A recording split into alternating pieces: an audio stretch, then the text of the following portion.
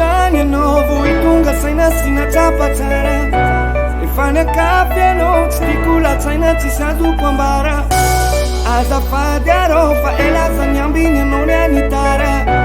Tsy haiko ataoko anao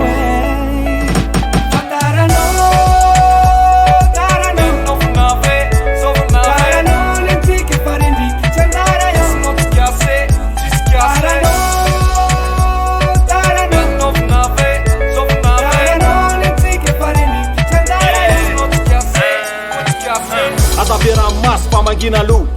Efa sambatra fa za makina lu Zao zaza efa vitako gatoizy tsara ny sitra Fa za efa sitra na tsy mila nao mpamitako io Fatara loatra ny azafadinao Atratran'olo ka fa vola zainao vadinao Ka leo ihany zao Fa tamy zabe voka ny talao sady nilany tampitampinao Ray aman-dreny kotsy nasinao vidiny Zaza tsisy rainy kotsy fidiny 5-10 taona zay vita teo ihany Raisiko ny fifonanao fa samy vita teo ihany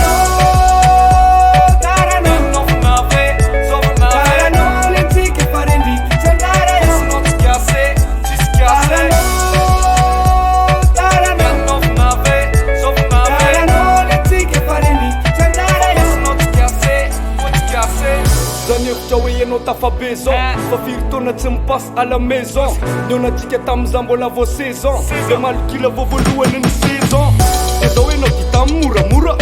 Tonga saina fa nanany